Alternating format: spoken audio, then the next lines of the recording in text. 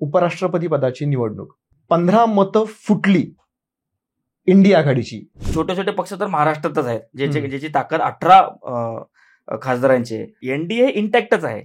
उलट त्यांना अजून 15 ते 17 मतं अधिकची मिळालेली आहेत. आता ते येणाऱ्या काळामध्ये कळेल की ऍक्च्युअल कोणाचे. जर महाराष्ट्रातून जर मिळाले असतील तर येणारं राजकारण हे महाराष्ट्रामध्ये अतिशय रंजक असणार आहे. महाराष्ट्रातली फुटली याला असं म्हणण्याला वाव आहे, कारण आहे ना, देवेंद्र फडणवीसांची एक प्रतिक्रिया आली होती की आगे आगे देखिए होता है क्या. सध्या जी काही जाहिरातबाजी झालेली आहे आणि जे काही होर्डिंग सगळीकडे लागले आहेत देवाभाऊ देवाभाऊ म्हणून, महाराष्ट्रातील संपूर्ण वर्तमानपत्रामध्ये फ्रंट पेजवर देवाभाऊ ही जाहिरात आली. म्हणजे आपण प्रेक्षकांना दाखवण्यासाठी आपण हे जरी दाखवूया की ही ह्या पद्धतीची एक जाहिरात होती. आता ना निवडणूक आहे ना काय आहे, त्यामुळे ते जाहिरात द्यायला मोकळे आहेत. आता जाहिरात कोणी दिली ना भाजपने दिली आहे ना सरकारने दिली आहे. देवेंद्र फडणवीस यांच्यावर प्रेम करणाऱ्या कोणीतरी काही लोकांनी दिलेली असेल ही जाहिरात. माझ्या मते असं वाटतं की हे येणाऱ्या स्थानिक स्वराज्य संस्थांच्या निवडणुकांसाठी भाजप म्हणजेच देवेंद्र फडणवीस रेडी झाली. मराठा रिझर्वेशनच्या ज्या आंदोलनाच्या मध्ये जे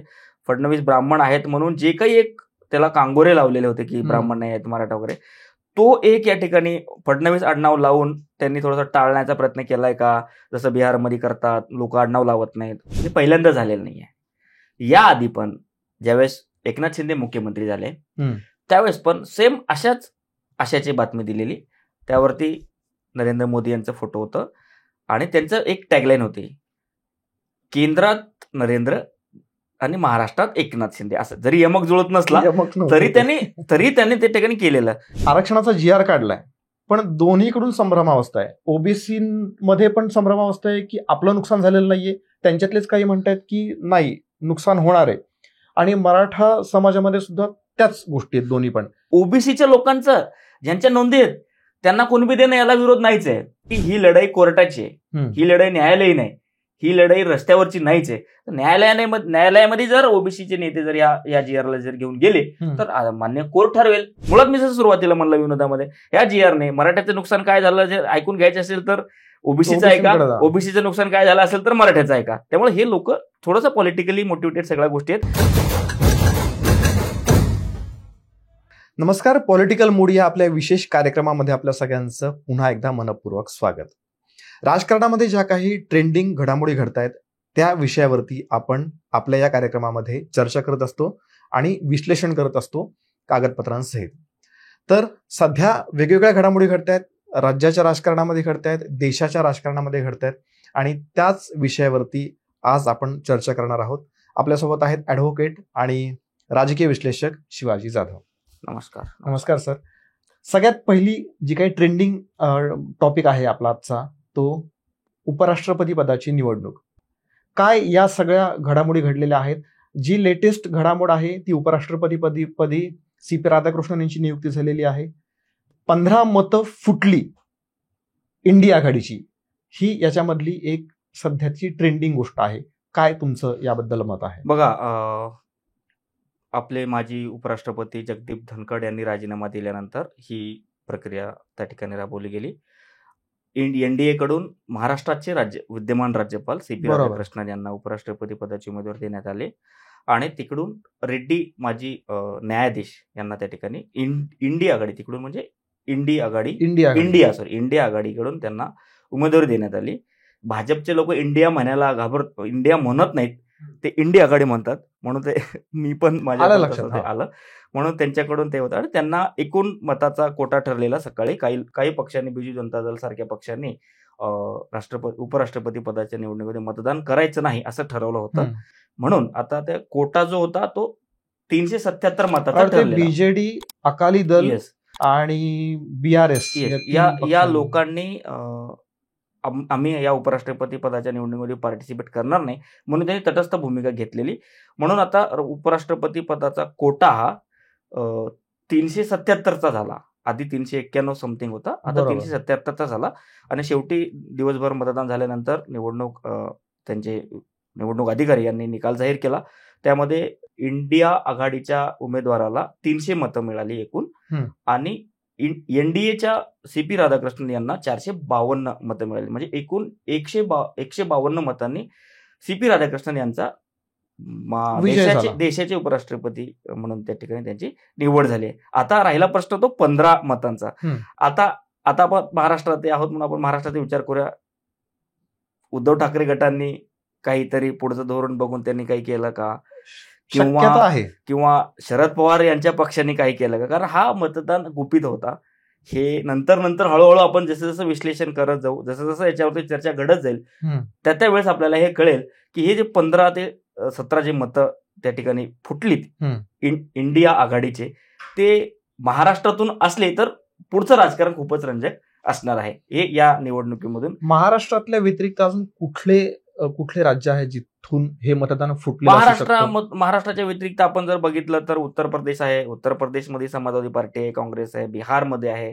बिहारमधले पण समाजवादी पार्टीची मतं फुटतील असं नाही वाटत. अजून कुठले पक्ष आहेत की जे नाही? आता प्रमुख छोटे छोटे पक्ष तर महाराष्ट्रातच आहेत, ज्याची ताकद 18 खासदारांचे, जसं की शिवसेनेचे 10 आहेत, उद्धव ठाकरेंचे 10 आहेत आणि शरद पवारांचे 8 आहेत. म्हणजे 18 तर आपल्या इथंच आहे शक्यता, जर फुटली असेल तर, किंवा दोन्हीपैकी एक. काँग्रेस तर शक्यता नाहीये फुटायची. म्हणून हे येणाऱ्या काळामध्ये त्याचे चित्र स्पष्ट होईल की या 15 ते 17 मतांमध्ये काय झालेलं आहे. म्हणून महाराष्ट्र आता देशाला नवीन उपराष्ट्रपती मिळाले. नाही, ऍक्च्युअली खरं तर आहे ना, ज्यावेळेला ही निवडणूक जाहीर झाली होती, धनखडाने राजीनामा दिला आणि त्यानंतर ही जी काही निवडणूक जाहीर झाली होती आणि ह्या दोघांची नावं डिक्लेअर केली होती. CP राधाकृष्णन दक्षिणेतले आहेत आणि सुदर्शन रेड्डी सुद्धा दक्षिणेतले आहेत. म्हणजे सगळ्यात पहिल्यांदा NDAने उमेदवार जाहीर केला आणि मग ती चाल खेळली इंडिया आघाडीने की आपण पण साऊथ इंडियातलाच देऊ. त्यांचं असं होतं की आता ज्यावेळेस प्रतिभा ताई पाटील ज्यावेळेस राष्ट्रपती पदाच्या उमेदवार होत्या, काँग्रेसच्या पक्षाकडून त्या होत्या, तरीही शिवसेनेने त्यांना सपोर्ट केलेला. का? तर त्या महाराष्ट्राच्या आहेत म्हणून, त्या मराठी आहेत म्हणून. त्या धर्तीवर TDP चंद्रबाबू नायडूची जो पक्ष आहे, त्याच्या पक्षातील खासदारांनी आपले आंध्र प्रदेशचे ते रेड्डी आहेत का या भावनेने मतदान करतील असा त्यांनी एक प्रकारचा हवा निर्माण करायचा. तेलुगूच्या भाषेवरून किंवा आपला आंध्र प्रदेशचे प्रतिनिधी आहेत या उद्देशाने ते करतील काय म्हणून असं त्यांचं एकंदरीत सगळं होतं. पण NDA इंटॅक्ट दिसली, इंडिया आघाडी थोडक्यामध्ये फुटलेली दिसली. येणाऱ्या काळामध्ये त्या सगळ्या गोष्टीचं विश्लेषण होईल. म्हणजे लोकसभेच्या वेळेला जसं 400 पार म्हणत होते आणि 240 वरती अडकले, त्यानंतर कुठेतरी असं वाटत होतं की बाबा आता NDA थोडी मागे हटत चालली आहे. त्यानंतर परत आता नायडू आहेत, नायडू आणि आपले नितीश कुमार ते पण काहीतरी मागे घेतील असं म्हणत होते. नाही पण त्यांचा पाठिंबा त्या धर्तीवरती ही मतं ऍक्च्युली खरं तर तसं बघितलं तर मग NDAची फुटायला पाहिजे होती, ती इंडीची फुटली आहे. इंडीची फुट, हा ऑब्व्हियसली मी तेच म्हणतोय, NDA इंटॅक्टच आहे. उलट त्यांना अजून 15 ते 17 मतं अधिकची मिळालेली आहेत. आता ते येणाऱ्या काळामध्ये कळेल की ऍक्च्युअल कोणाचे. जर महाराष्ट्रातून जर मिळाले असतील तर येणारं राजकारण हे महाराष्ट्रामध्ये अतिशय रंजक असणार आहे. महाराष्ट्रातली फुटली याला असं म्हणण्याला वाव आहे, कारण आहे ना देवेंद्र फडणवीसांची एक प्रतिक्रिया आली होती की आगे आगे देखिए होता है क्या. तर या प्रतिक्रियेला जर धरून आपण पकडलं तर देवेंद्र फडणवीस यांनी निवडणुकीमध्ये उमेदवारी जाहीर झाल्यानंतर त्यांनी शरद पवार साहेबांना फोन केलेला, त्यांनी उद्धव ठाकरे साहेबांना फोन केलेला की आता कसं आहे, गावामध्ये सुद्धा एखाद्या निवडणुकी असतात तरी विरोधी पक्षातल्या लोकांना सुद्धा आपण विचारतो की आम्हाला मतदान. त्याच पद्धतीने एका निवडणुकीच्या ह्याच्यानं अनुषंगाने त्यांनी विचारलेलं. पण त्यावेळेस ते बोललेले की नाही आम्ही इंडिया सोबत आहोत, आम्ही इंडिया आघाडी सोबत आहोत असं बोललेलं. पण येणाऱ्या काळामध्ये काय झालं असेल आपल्याला, पण ठोस अशी काय प्रतिक्रिया, त्यांचा विरोध असा दिसून आला नव्हता. नाही, शरद पवार साहेब बोलले की आम्ही इंडिया सोबत आहोत. शरद पवार साहेब ऑलवेज असंच बोलतात. शरद पवार साहेबांचं अजून कोणाला कळलेलं नाहीये की ते काय करतील आणि कसं करतील. त्यामुळं हा जो 15 ते 17 मतांचा जो NDAच्या पारड्यामध्ये जे इंडिया आघाडीतल्या घटक पक्षातले जे मतं पडलेत ते येणाऱ्या काळामध्ये आपल्याला कळेल. उपराष्ट्रपती पदाची निवडणूक झाली आहे, आता उपराष्ट्रपती सुद्धा नियुक्त झालेले आहेत. आता आपण राज्यातल्या राजकारणामध्ये येऊयात. राज्याच्या राजकारणामध्ये सध्या गाजत असलेला एक मुद्दा म्हणजे सध्या जी काही जाहिरातबाजी झालेली आहे आणि जे काही होर्डिंग सगळीकडे लागलेले आहेत देवाभाऊ म्हणून, तर त्यावरती तुमचं एकूण काय विश्लेषण आहे? बघा, अनंत चतुर्दशीच्या दिवशी जे गणेश विसर्जन ज्या दिवशी होतं, बरोबर, त्या दिवशी महाराष्ट्रातील संपूर्ण वर्तमानपत्रामध्ये फ्रंट पेजवर देवाभाऊ ही जाहिरात आली. म्हणजे हम्म. आपण प्रेक्षकांना दाखवण्यासाठी आपण हे जरी दाखवूया हम्म. की ही ह्या पद्धतीची एक जाहिरात होती. प्रत्येक पेपरमध्ये ही जाहिरात होती आणि काही पेपरमध्ये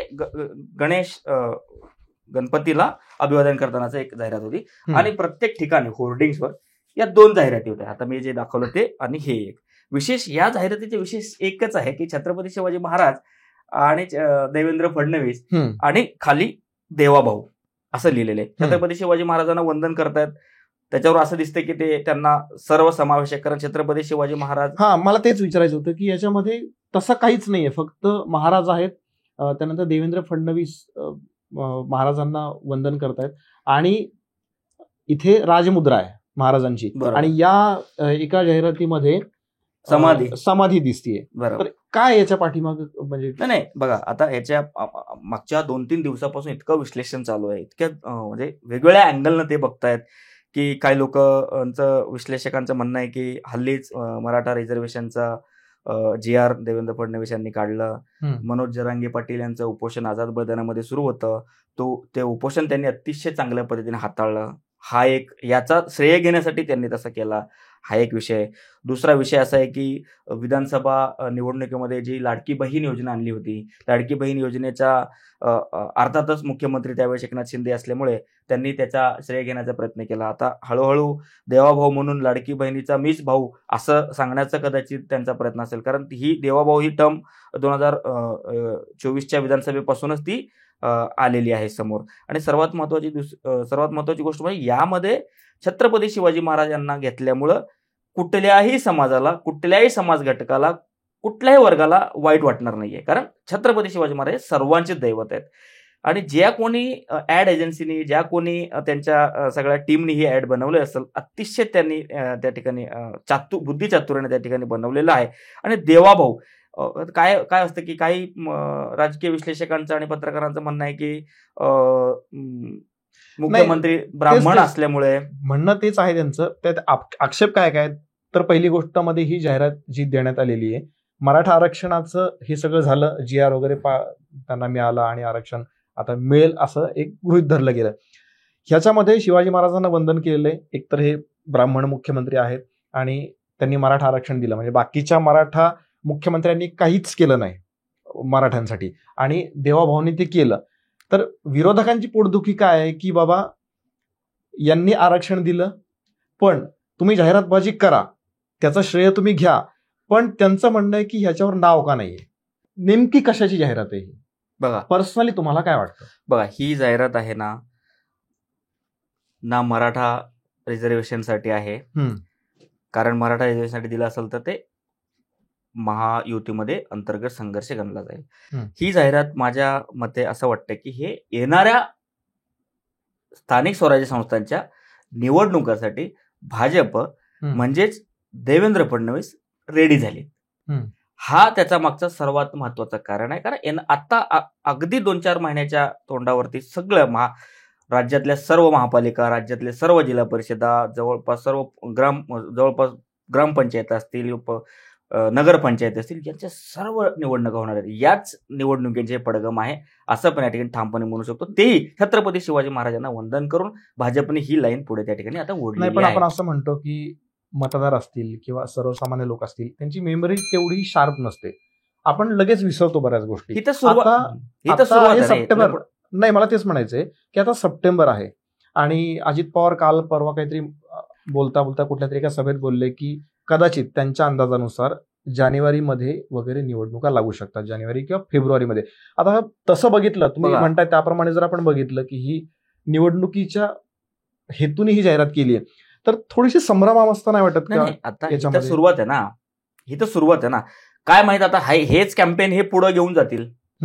आणि जरी अजितदादा बोलले की जानेवारी फेब्रुवारीमध्ये निवडणुका होतील, तरी महाराष्ट्रामध्ये खूप साऱ्या निवडणुका आहेत आणि आपल्याला येणाऱ्या या 7-8 महिन्यामध्ये सगळं कव्हर करायचे आहेत. जिल्हा परिषद असतील, महापालिका असतील, नगरपंचायत असतील, पंचायती असतील, या सगळ्या निवडणूक करायच्या आहेत. पण आता ही कॅम्पेनच्या त्या ठिकाणी त्यांनी सुरुवात केलेली आहे, अतिशय खुबीने त्या ठिकाणी जाहिरात केलेली आहे. कुठल्याही समाज घटकाला नाराज वाटणार नाही आणि आपला मुद्दा त्या ठिकाणी पटवून सांगण्याचा त्या ठिकाणी प्रयत्न केलेला आहे. तुम्ही खुबीने म्हणताय ना, हे अगदी म्हणजे चपखल बसणारा शब्द आहे, पण आहे ना याच्यात विरोधकांचं तेच पोटदुखी आहे की बाबा ही जाहिरात तुम्ही दिली आहे पण याच्यामध्ये कोणाचंच नाव नाहीये, कोणाला तरी श्रेय घ्यायचंय का किंवा कोणाला तरी श्रेय द्यायचंय का किंवा कोणाला तरी काहीतरी फायदा झालाय का, हा त्यांचा बोलण्याचा उद्देश आहे, आरोप करण्याचा उद्देश आहे. त्यावरती काय म्हणते? बघा, आपण जाहिराती कधी देत असतो, एक तर निवडणुकीच्या दरम्यान किंवा एखादा आपल्याला काहीतरी सांगायचं असेल. आता एखादा प्रोडक्ट विकायचा असेल तर ते जाहिरात कोणाची आहे ते प्रोडक्टच्या त्या खाली एखाद्या ऍडच्या कुठल्या तरी कोपऱ्यामध्ये असतं. पण ही जे जाहिरात आहे ना, ही मला वाटतं की कम्प्लिटली ब्रँड देवाभाऊ म्हणजे देवेंद्र फडणवीस यांना प्रोजेक्ट करण्यासाठीची आहे. ब्रँड देवाभाऊ हे लोकांवर बिंबवण्यासाठी आहे. त्यासाठी बरं, आता असं कुठलंच बंधन नाही किंवा ऍड देणारे कुठले बांधील नाहीत की त्यांनी त्यांचं नाव सांगावं, कारण ना आता निवडणूक आहेत ना आता आचारसंहिता आहे. त्यामुळं खर्चाचं विवरण देणं कोणाला बांधील नाही. हा, मला तेच एक, तुम्ही ऍडव्होकेट पण आहात तर त्या अनुषंगाने मला विचारायचं कायदेशीर गोष्टी की बाबा ह्याच्या बाबतीत जे विरोधकांनी जे आक्षेप घेतलेत ते योग्य आहेत का, की नावं का देत नाहीये तुम्ही? आता निवडणूकच नाही ना. आता निवडणुकीच्या दरम्यान काय असतो ना, निवडणूक आयोगाला खर्च दाखवावा लागतो की माझ्या या निवडणुकीमध्ये माझ्या इतके बॅनर झाले, इतके माझे प्रपत्रक झाले, इतके माझे पोस्टर झाले, एवढा खर्च इतका खर्च लागला. निवडणूक आयोगाला ते जे एक लिमिट असते खर्चाची, त्या लिमिटमध्ये ते खर्च करावा. आता ना निवडणूक आहे ना काय आहे, त्यामुळे ते जाहिरात द्यायला मोकळे आहेत. आता जाहिरात कोणी दिली ना भाजपने दिली आहे ना सरकारने दिली आहे. देवेंद्र फडणवीस यांच्यावर प्रेम करणाऱ्या कोणीतरी काही लोकांनी दिलेली असेल. आता ते लोक बांधील आहेत ना, ते त्यांची मर्जी आहे ना, तो त्यांचा पैसा आहे. ते लोक ते स्वतः खर्च करतात ना. डीजीआयपीआर म्हणजे महाराष्ट्र सरकारची ना महाराष्ट्र सरकारची तिथे ऍड आहे. महाराष्ट्र सरकारची जर ऍड असली तर तिथं दोन्ही उपमुख्यमंत्री असतात, मुख्यमंत्री असतात आणि संबंधित विभागाचा मंत्री असतो. हे तर एक ते ट्रॅडिशनल एक पडलेली जाहिरातीचं एक प्रारूप आहे, म्हणजे तसं एक त्याचं स्वरूपच आहे. पण ही जाहिरात ना सरकारचे ना पक्षाचे, एखाद्या पक्षाने जर जाहिरात दिली तर त्या खाली असतो की भारतीय जनता पार्टी महाराष्ट्र, भारतीय जनता पार्टी मुंबई. ही देवेंद्र फडणवीस यांच्यावर प्रेम करणाऱ्या काही लोकांनी जाहिरात दिली. ते म्हणणं बरोबर आहे. हे थोडंसं एक राजकीय स्वरूपाचं पण उत्तर झालं, पण एक सर्वसामान्य नागरिक किंवा मतदार म्हणून एक क्युरिओसिटी असते की बाबा एक आपल्याला छोटी जाहिरात द्यायची असेल तरी सुद्धा खूप खर्च असतो त्याच्याबरोबर. मग आता तुम्ही इतक्या पेपरमध्ये जाहिराती दिलेल्या आहेत, म्हणजे ज्यांनी कोणी दिलेल्या आहेत, एवढ्या मोठ्या पेपरमध्ये जाहिराती दिलेल्या आहेत, त्यानंतर होर्डिंग्स बऱ्याच ठिकाणी दिसत आहेत, तर हा म्हणजे किती खर्च? बरं, आता हे पहिल्यांदा झालेलं नाहीये. याआधी पण ज्यावेळेस एकनाथ शिंदे मुख्यमंत्री झाले त्यावेळेस पण सेम अशाची बातमी दिलेली. त्यावरती नरेंद्र मोदी यांचं फोटो होतं आणि त्यांचं एक टॅगलाईन होती, केंद्रात नरेंद्र आणि महाराष्ट्रात एकनाथ शिंदे. असं जरी यमक जुळत नसला तरी त्यांनी ते ठिकाणी केलेलं. त्यावेळेस असंच होतं की बघा, एखाद्या नेत्याला खुश करण्यासाठी नाही, आता देवेंद्र फडणवीस आहेत, आपला नेता खुश झाला पाहिजे, आपल्या नेत्याची ब्रँडिंग झाली पाहिजे, असं एखाद्या कार्यकर्त्याला त्यांच्यावर प्रेम करणाऱ्या लोकांना वाटलं, त्याने ती जाहिरात दिली. हे कुठल्याही कायद्यामध्ये चुकीचं नाहीये, त्यांची मर्जी आहे.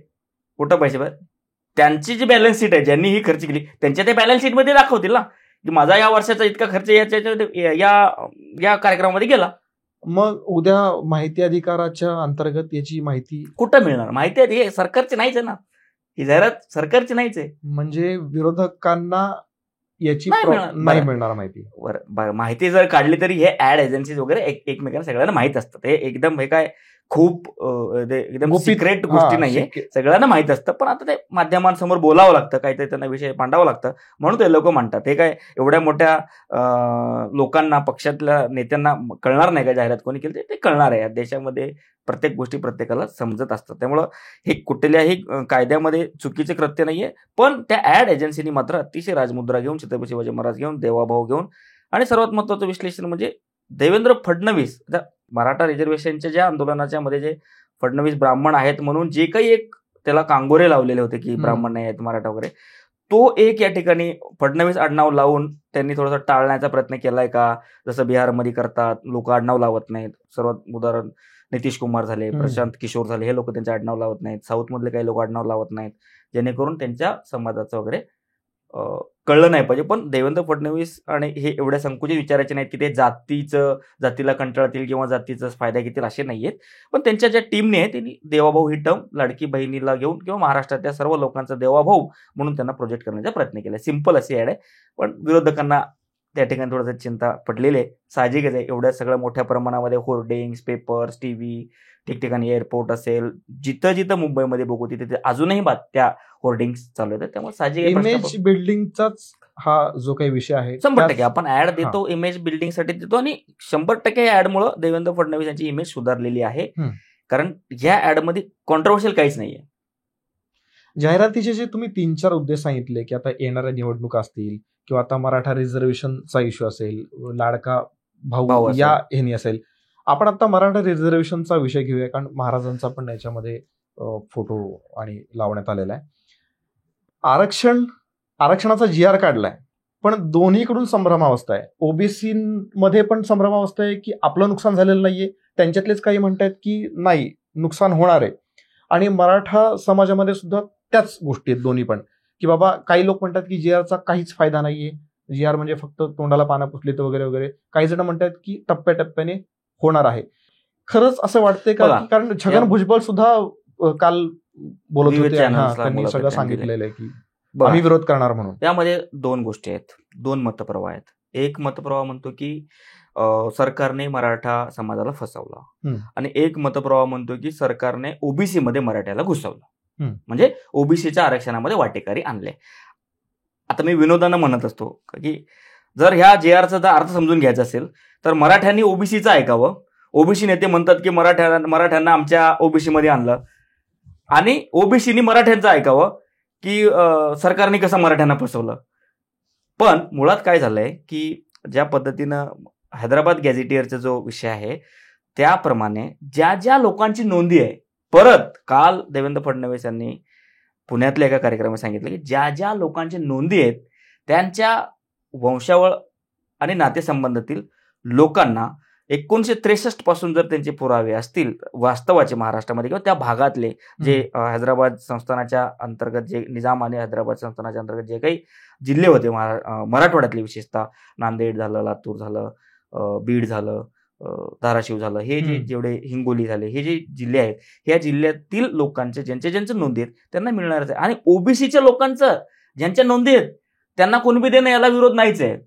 छगन भुजबळ ज्या ज्या ठिकाणी इंटरव्ह्यू देतात त्या ठिकाणी हेच म्हणतात, ज्यांच्याकडे नोंदी आहे त्यांना ओबीसी द्या, आमचं काय अडचण नाही. त्यांचं असं म्हणणं आहे की जे तुम्ही समिती नेमली आहे, आता समिती नेमली आहे तर आपण कुठली समिती नेमली आपण एकदा थोडक्यात बघूया. त्यांनी ती एक समिती नेमली आहे की ग्राम महसूल अधिकारी, ग्रामपंचायत अधिकारी, सहाय्यक कृषी अधिकारी, ही जी समिती आहे ना, या समितीवर ओबीसी नेत्यांचा विश्वास नाहीये. ही समिती कदाचित मॅनिप्युलेट होऊ शकते, आणि ही समिती जे लोक पात्र नाहीयेत नाही, कारण त्या लोकांना त्या ठिकाणी ओबीसीचे प्रमाणपत्र मिळेल अशी त्यांची शंका आहे. असा पण एक विषय आला होता की 25,000 रुपये वगैरे मागितले जात आहेत प्रमाणपत्र देण्यासाठी. माझा तुम्ही जे म्हणताय की ही समिती मॅनेज होऊ शकते किंवा काय, नाही, त्या यंत्रणेवर ओबीसी नेत्यांचा विश्वास नाहीये.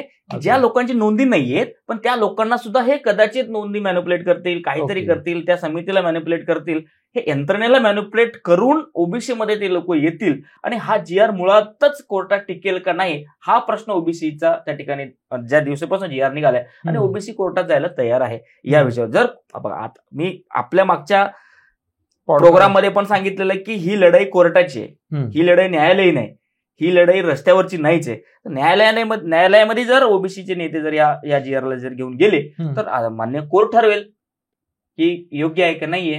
म्हणजे थोडक्यात हा GR सुद्धा तितका स्ट्रॉंग नाहीये असं म्हणायचंय का? नाही, बघा, प्रत्येक गोष्टीला GRला चॅलेंज करू शकतो हे संविधानाने अधिकार दिलेला आहे. आता जर कोणाला शंका असेल, जर एखाद्या मोठ्या वर्गाला शंका असेल, पहिली गोष्ट आहे की कोर्ट ते पिटिशन स्वीकारेल का.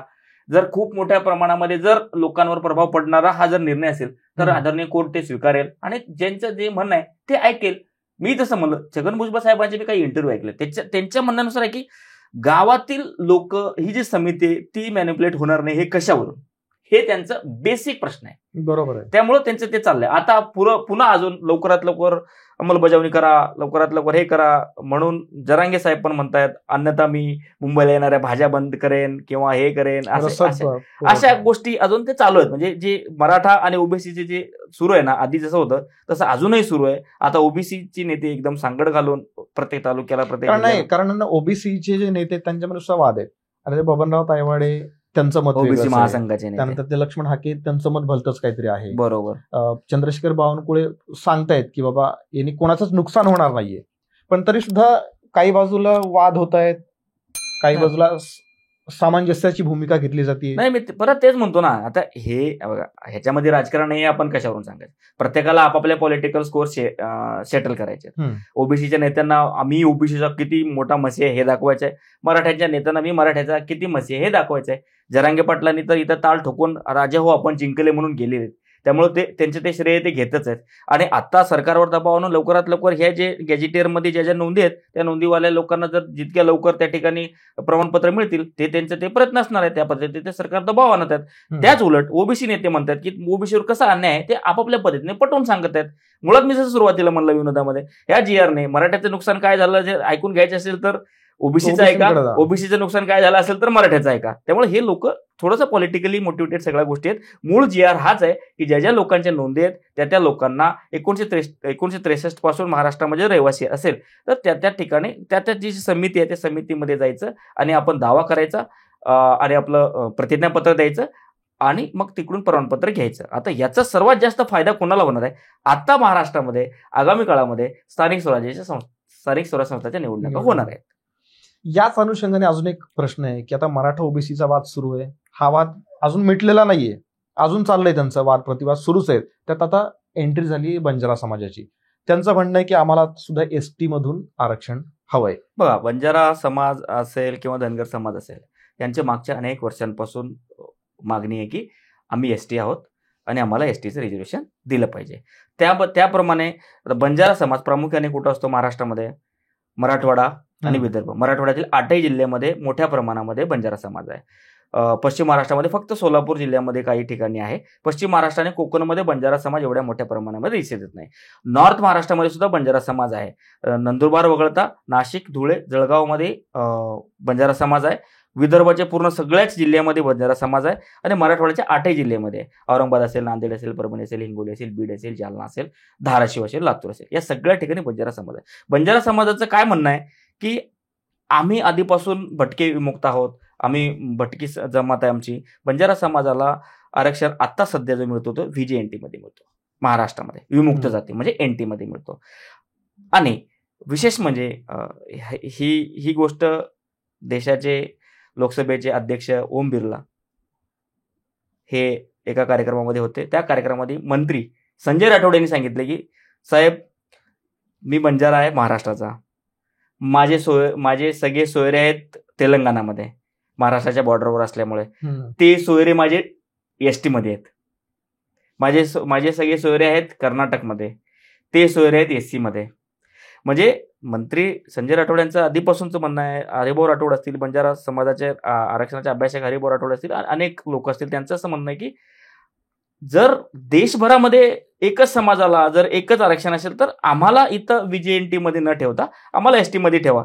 आता हे हैदराबाद गॅजेटियरचे हे त्यांना आता संजीवनी वाटते. कारण हैदराबाद गॅजेटियर मध्ये सुद्धा बंजारा समाजाची नोंद ही ST म्हणून आहे. आणि ऑलरेडी तेलंगणा आणि आंध्रामध्ये असलेलं, आता आधी आंध्र प्रदेश होतं, आंध्र प्रदेश आणि तेलंगणा विभक्त झाले. त्यामुळे आता तेलंगणा आणि आंध्रामध्ये असलेला बंजारा समाज हा ST मध्ये आहे आणि कर्नाटक मधला समाज हा SC मध्ये आहे.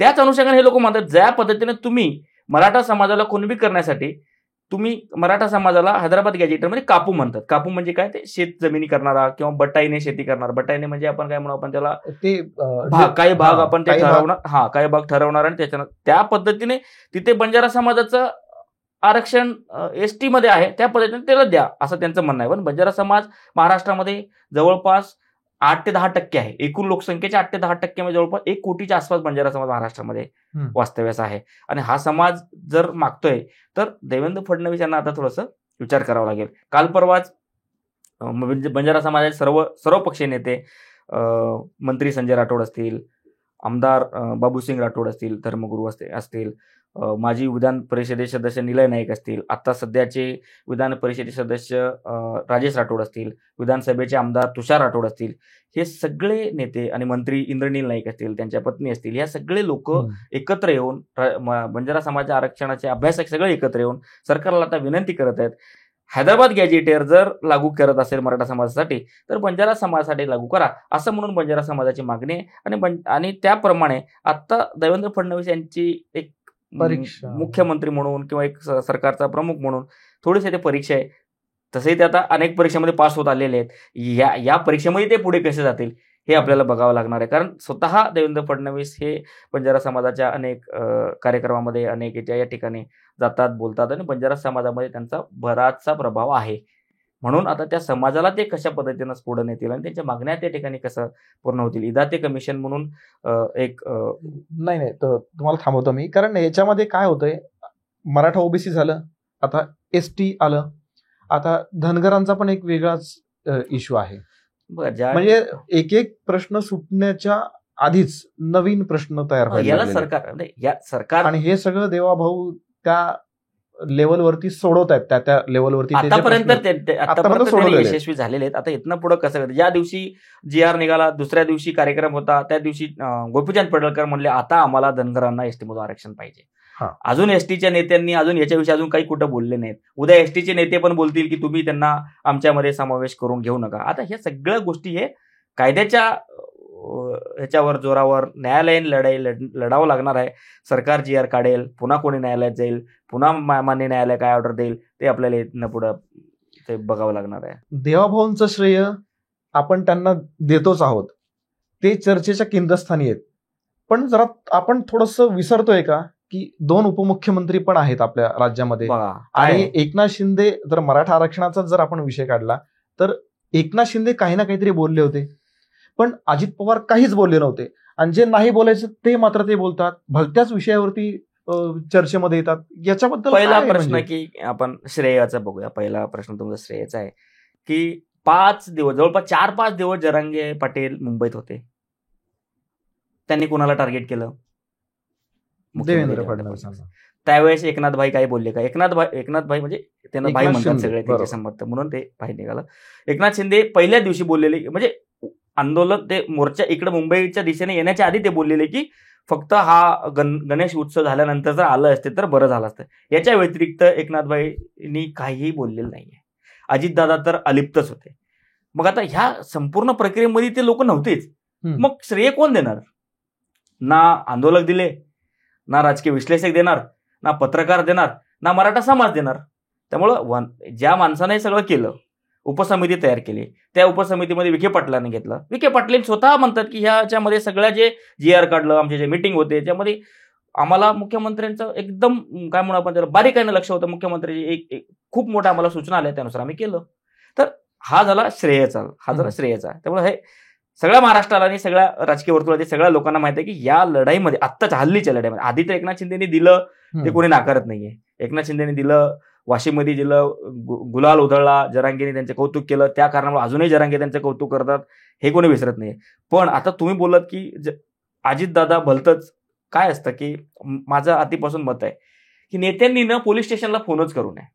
बरोबर. काय होतं, छोटा जरी कार्यकर्ता असला ना, पोलीस स्टेशनमध्ये जाणार, साहेब बोला, हे छोटे छोटे गुन्हा असले तरी साहेबाला बोलायला लावणार.